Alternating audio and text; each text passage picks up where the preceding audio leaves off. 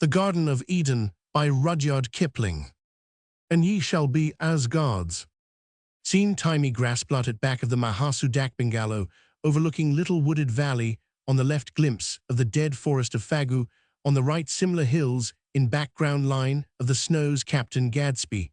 Now 3 weeks, a husband is smoking the pipe of peace on a rug, in the sunshine banjo, and tobacco pouch on rug, overhead the Fagu eagles misses. G comes out of bungalow. Mrs. G, my husband. Cap G lazily, with intense enjoyment, what say that again. Mrs. G, I've written to Mama, and told her that we shall be back on the 17th. Cap G, did you give her my love? Mrs. G, no, I kept all that for myself, sitting down by his side. I thought you wouldn't mind. Cap G, with mock sternness, I object awfully. How did you know that it was yours to keep? Mrs. G, I guessed Phil. Cap G, rapturously, little featherweight. Mrs. G, I want to be called those sporting pet names, bad boy. Cap G, yowl, be called anything I choose. Has it ever occurred to you, madam, that you are my wife? Mrs. G, it has. I haven't ceased wondering at it yet. Cap G, nor Roman one, it seems so strange, and yet somehow it doesn't. Confidently, you see, it could have been no one else. Mrs. G, softly, no one else for me, or for you. It must have been all arranged from the beginning. Phil, tell me again, what made you care for me? Cap G, how could I help it? You know. Mrs. G, did you ever want to help it? Speak the truth. Cap G, a twinkle in his eye. I did, darling, just at the first rut, only at the very first chuckles. I called Youstup low, an ill whisperer, little beast, ho ho ho.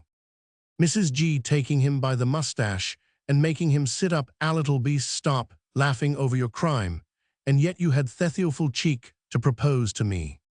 Capt Roman 100 id, changed my mind then, and you weren't a little beast any more. Mrs. G, thank you, sir, and when was I ever? Cap G, never, but that first day, when you gave me tea in that peach-colored muslin gown thing, you look at you, did indeed, dear, such an absurd little mite, and I didn't know what to say to you. Mrs. G, twisting mustache, so you said, little beast, upon my word, sir, I called you a crrr-reacher, but I wish now I had called you something worse. Cap G, very meekly, I apologize, but you're hurting me awfully. Interlude, you're welcome to torture me again, on those terms. Mrs. G, oh, why did you let me do it? Cap G, looking across valley, no reason in particular, beautif. It amused you, or did you any good you might wipe those dear little boots of yours on me. Mrs. G, stretching out her hands, don't Philip, my king, please, don't talk like that, it's how I feel. You're so much too good for me, so much too good. Cap G, me, I am not fit to put my arm around you, puts it round. Mrs. Roman 100, yes you are, but what have I ever done? Cap G, given me a wee bit of your heart, haven't you, my queen? Mrs. G, that's nothing anyone would do, that they cow couldn't help it. Cap G, pussy yowl, make me horribly conceited just when I was beginning to feel so humble too. Mrs. G, humble, I don't believe it's in your character. Cap G, what do you know of my character impertinence? Mrs. G, but I shan't I Phil, I shall have time in all the years and years to come to know everything about you, and there will be no secrets between us. Cap G, little witch, I believe you know me thoroughly already. Mrs. G, I think I can guess you're selfish. Cap G, yes. Mrs. J, foolish. Cap G, very. Mrs. J, and a dear. Cap G, that is, as my lady pleases. Mrs. G, then your lady is pleased. A pause. Do you know that we're two solemn, serious, grown-up people? Cap G, tilting her straw hat over her eyes, you grown-up poo, you're a baby. Mrs. G, and we're talking nonsense. Cap G, then let's go on talking nonsense. I rather like it, pussy ill, tell you a secret, promise not to repeat. Mrs. G, yes, only to you. Cap G, I love you. Mrs. G, really, for how long? Cap G, forever and ever. Mrs. G, That's a long time. Cap G thinks so, it's the shortest I can do with. Mrs. G, you're getting quite clever. Cap G, I am talking to you. Mrs. G prettily turned, hold up your stupid old head, and I'll pay you for it. Cap G affecting supreme contempt, take it yourself if you want it. Mrs. G, I've a great mind toned, I will takes it, and is repaid with interest. Cap G little featherweight, it's my opinion that we are a couple of idiots. Mrs. G, we're the only two sensible people in the world, ask the eagle. He's coming by. Cap G, I dare say, he's seen a good many sensible people at Mahasu. They say that those birds live for ever so long. Mrs. G, how long? Cap G, 120 years. Mrs. G, 120 years, ooh, and in 120 years, where will these two sensible people be? Cap G, what does it matter so long as we are together now? Mrs. G looking round the horizon, yes, only you and I, and you in the whole wide world, until the end sees the line of the snows, how big and quiet the hills look. Do you think they care for us? Cap G can't say I've consulted em particularly, I care, and that's enough for me. Mrs. G drawing nearer to him, yes, no, but afterward, what's that little black blur on the snows? Cap G, a snowstorm 40 miles away, you'll see it move as the wind carries it across the face of that spur, and then it will be all gone. Mrs. G, and then it will be all gone, shivers. Cap G anxiously, not chilled, pet, are you better let me get your cloak? Mrs. G, no, don't leave me, Phil, stay here, I believe I am afraid, oh, why are the hills so horrid, Phil, promise me that you'll always love me. Cap G, what's the trouble, darling, I can't promise any more than I have, but I'll promise that again and again, if you like. Mrs. G, her head on his shoulder, say it, then say it, and nod on't. The Theagles would laugh, recovering my husband, you've married a little goose. Cap G, very tenderly, have I am content, whatever she is so long as she is mine. Mrs. G, quickly, because she is yours, or because she is me mineself. Cap G, because she is both, piteously, I am not clever, dear, and I don't think I can make myself understood properly. Mrs. G, I understand, Pip, will you tell me something? Cap G, anything you like, aside, I wonder what's coming now. Mrs. G, haltingly, her eyes lowered, you told me once, in the old day, centuries and centuries, Agatha, you had been engaged, before I didn't say anything then.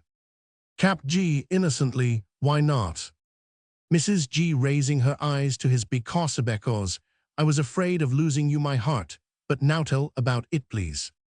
Cap G, there's nothing to tell, I was awfully old, then nearly 22, and she was quite that. Mrs. G, that means she was older than you, I shouldn't like her to have been younger, well. Cap G, well, I fancied myself in love, and raved about a bit, and oh yes, by Jove, I made up poetry, ha ha. Mrs. G, you never wrote any for me, what happened? Cap G, I came out here, and the whole thing went, but she wrote to say that there had been a mistake, and then she married. Mrs. J, did she care for you much? Cap G, no, at least, she didn't show it as far as I remember. Mrs. G, as far as you remember, do you remember her name? Hears it, and bows her head, thank you, my husband. Cap G, who, but you had the right now, little featherweight, have you ever been mixed up in any dark and dismal tragedy? Mrs. G, if you call me Mrs. Gadsby, p'raps I'll tell. Cap G, throwing parade rasp into his voice, Mrs. Gadsby, confess. Mrs. G, good heavens, Phil, I never knew that you could speak in that terrible voice. Cap G, you don't know half my accomplishments, yet wait till we are settled in the plains, and I'll show you how I bark at my troop, you were going to say, darling. Mrs. G, I don't like to, after that voice, tremulously, Phil, never you dare to speak to me in that tone, whatever I may do. Cap G, my poor little love, why you're shaking all over, I am so sorry. Of course, I never meant to upset you, don't tell me anything, I am a brute. Mrs. G, no you aren't, and I will tell there was a man. Cap G, lightly, was their lucky man. Mrs. G in a whisper, and I thought I cared for him. Cap G still luckier man well. Mrs. G, and I thought I cared for him and I didn't and then you came and I cared for you very very much indeed, that's all. Face hidden you aren't angry are you? Cap G angry, not in the least aside, good Lord, what have I done to deserve this angel? Mrs. G aside, and he never asked for the name how funny men are, but perhaps it's as well.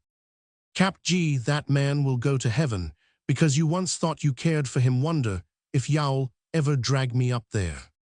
Mrs. G firmly shan't go if you don't.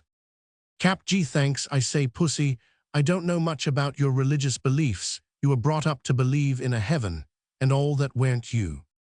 Mrs. G yes, but it was a pincushion heaven with hymn books in all the pews. Cap G wagging his head, with intense conviction, never mind there is a pucker heaven.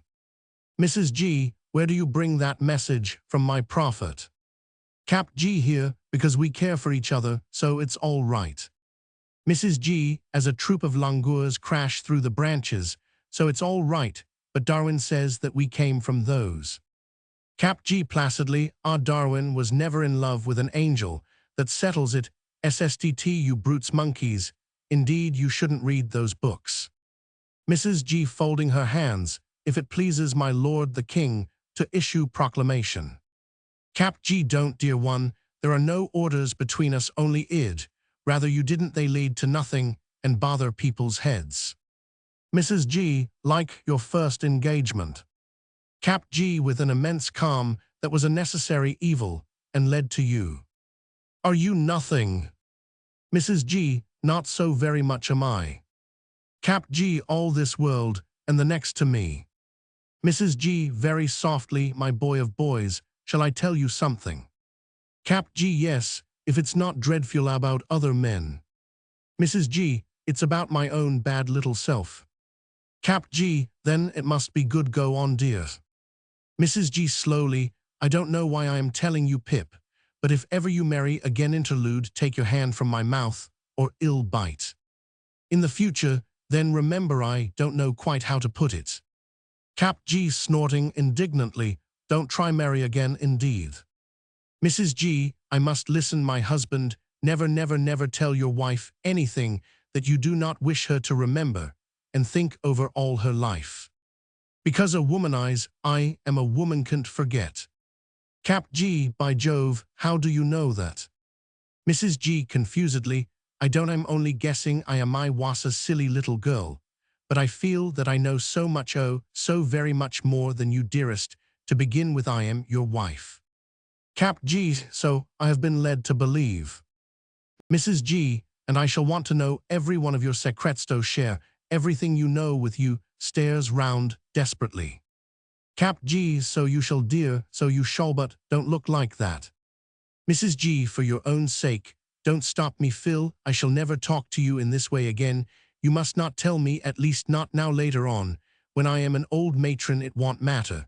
But if you love me be very good to me now, for this part of my life, I shall never forget, have I made you understand?